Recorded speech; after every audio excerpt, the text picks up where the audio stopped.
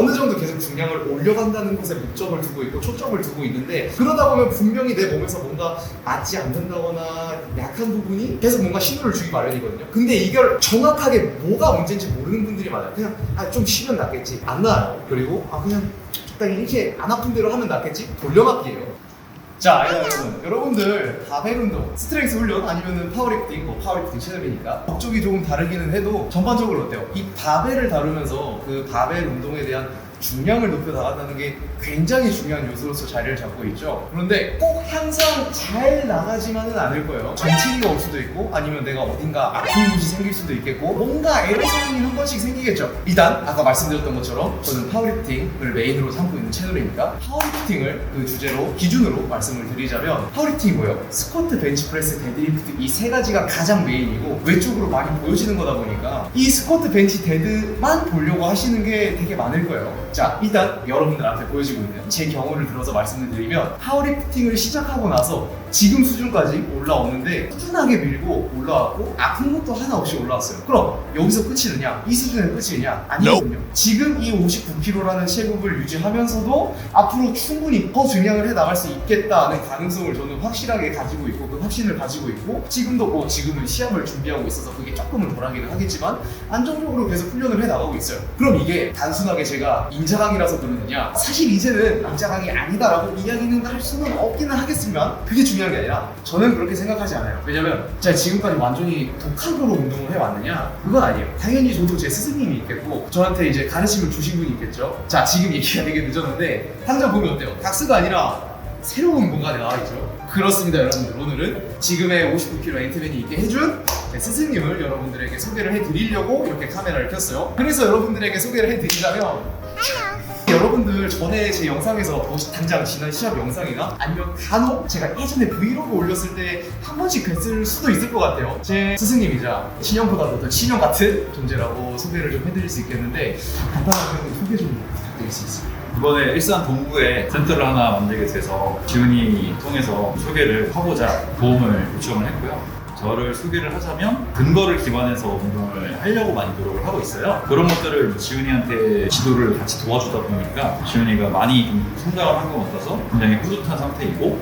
저는 그래서 항상 이렇게 뭔가 근거를 기반해서 운동하는 거를 지향을 하는 그런 트레이너로 소개를 하고 싶습니다. 그래서 제가 평소에 이야기하는 것들 있죠. 보조에 대한 중요성이나 기능에 대한 중요성이나 제가 지금 가지고 있는 모든 운동에 대한 지식이나 이 모든 것들이 다 이제 형님한테서 나온 거라고 보시면 돼요. 계속 이야기를 하지만 파워리프팅 채널이라서 파워리프팅 이야기를 좀 하는 거긴 하지만, 파워리프팅도 결국은 웨이트 트레이닝이고 바벨 운동을 기초해서 거기에서 이제 특수성이 생겨서 그게 이제 보디빌딩이 됐든 크로스핏이 됐든 역도가 됐든 리프팅이 됐든 하면서 갈라지는 거잖아요. 그럼 그 가장 기초가 돼야 되는 건데, 그게 단순히 스밴대로만 해결되느냐? 아니란 말이에요. 그렇죠? 그래서 제가 항상 이야기를 하는 게 보조 중요시하라고 하고 보강 운동 중요시하라고 하죠. 스쿼트, 벤치, 데드, 내가 아무리 힘이 세고 좋아도 힘이 센 거랑 기능이 좋은 거랑 또 별개고, 내가 유연성이 좋다고 이제 아치, 제 예전 벤치 영상 보시면 아실 거예요. 그렇게 제가 아치가 높은 편이 아니었는데 유연성이 좋은 편도 아니에요. 근데 그걸 제가 개발을 시켜서 오라고, 단순히 개발시킨다고 와서 그냥 허리 냈다 이러고 꺾어서만 있을까? 그게 아니거든요. 기능적인 부분의 강화가 정말 중요한 거라는 걸 여러분들한테 다시 좀 말씀을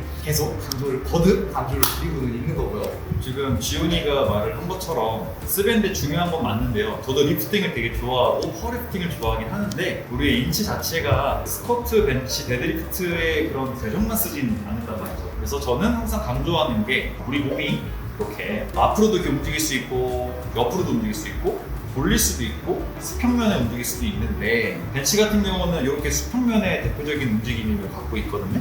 이런 것들에 대해서 분명히 보강해야 되는 것들이 이제 위로 올리는 것들, 또 어깨를 돌려주는 행위들, 흔히 말하는 회전근개라고 하는 거에 대한 강화성들, 이런 게 조금 더 주가 되면서 운동을 하는 게 맞지 않나. 저는 그래서 우리 몸이 좀 여러 가지 면들에 대해서 항상 강조를 많이 해서 그런 것들을 보조 운동으로 좀 많이 권유를 하고, 그런 것들을 잘 해 나가다 보니까 다른 여타 선수들과 다르게 특별하게 어디가 아프지 않고 운동을 꾸준히 할 수 있는 게 아닐까? 물론 세긴 해요, 이거. 세긴 한데. 그래서 제가 얘기했죠. 인정하기라고 아주 부족은 이제는 못하겠다. 너무 세긴 해요. 너무 센데 그래도 아프지 않고 가고 있다는 게 굉장히 좀 긍정적인 시선이지 않을까. 그게 정말 중요해요. 네, 저는 아프지 않으면서 꾸준하게 지속 발전한 가능성을 본다는 거. 제가 얘기했죠. 초보자라면 어떻게 운동해도 충분히 잘 늘어요. 근데 나 이 정도 운동하면 됐어. 그리고 끝내실 거 아니잖아요. 어느 정도 계속 중량을 올려간다는 것에 목적을 두고 있고 초점을 두고 있는데 그러다 보면 분명히 내 몸에서 뭔가 맞지 않는다거나 약한 부분이 계속 뭔가 신호를 주기 마련이거든요. 근데 이걸 정확하게 뭐가 문제인지 모르는 분들이 많아요. 그냥 좀 쉬면 낫겠지. 안 나아요. 그리고 그냥 적당히 이렇게 안 아픈 대로 하면 낫겠지. 돌려막기예요. 결국 나중에는 스택이 쌓이다가 한번 터지거든요. 그게 터지는 걸 적당히 틀어막고 내가 안 하려고 한다면 적당선에서 끝일 수 있겠죠. 근데 틀어막으면서 완벽하게 원인을 같이 보강을 해놓지 않으면서 그냥 막으면서 올라가다가 그게 터지면 굉장히 심하게 다치는 거거든요. 그래서 두 가지 경우가 생기죠. 다치거나 접거나. 우리는 안전하게 운동을 하는 게 중요할 것 같아요.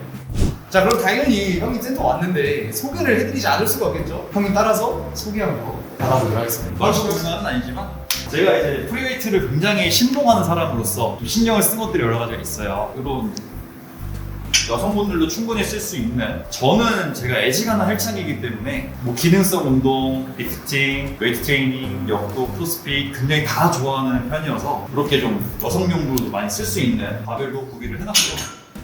요게 이제 테크니컬 바벨이라고 해요. 제가 리프팅만 하는 줄 아시는데 저 빌딩도 시합도 나갔던 사람이고 크로스핏 박스도 다녀봤고 역도도 지금 하고 있죠. 그냥 전반적으로 다 하는 거. 결국 이 형님한테서 다 이렇게 배워서 가는 거라고 보시면 되는 거고. 자, 그리고 뭐 TRX도 아주 유명하니까요. 그리고 이제 바벨 같은 경우는 제가 좀 신경을 많이 써요. PT샵이나 보통 일반 헬스장에 오하이오 바벨 있는 거 아마 여러분들 보기 어려우실 거예요. 그러니까 그만큼 장비 자체에도 신경을 굉장히 많이 쓰신다는 거죠.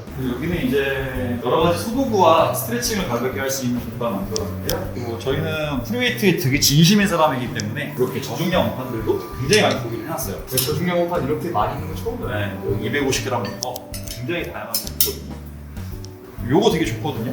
톱빔이라고 하는 건데 발 관련된 질환을 갖고 계신 분들이 정말 많아요. 그래서 우리의 발 아치나 뭐 요부, 족부에 대한 것들에 대한 기능성들을 많이 살릴 수 있어서 되게 많이 쓰는 도구고요. 요거 관련해서도 한 번 더 소개를 해드리자면 요거 같은 경우는 제가 이제 그 스터디에서 쓰는 아펠보드라고 하는데 아마 요거 처음 보시는 분들 굉장히 많으실 거예요. 왜냐면 저도 처음 보거든요. 써봤는데 되게 좋아요. 되게 힘들고 이게 엄지발가락 이렇게 해주시고 뒤꿈치에 딱 대서 서주시면 돼요. 단순히 바벨뿐만이 아니라 이런 모든 내 신체의 전반적인 기능이 다 좋아야 된다. 우리 몸이 하나의 유기체잖아요. 어느 한 군데라도 모자르기 시작하면 에러 사항이 생기는 겁니다. 이렇게 편하게 서 있는 건데 편하지가 않을 거예요. 쉽지 않은 거예요. 약간 몸 앞으로 숙이고 있는 현상을 보이기도 하고 이 상태에서 이제 우리가 이제 종아리 당연히 들려 있으니까는 뻐근할 거고 복부나 허리에 대해서 양쪽 다 편안하게 있는 상태가 만들어져야만 그래서 중립 자세라고 얘기를 해요. 그리고 뭐 뉴만이나 여러 가지 해부학적인 지식에 의하면 기준점이 있긴 하지만 저는 그게 완벽하다 생각은 하지 않거든요.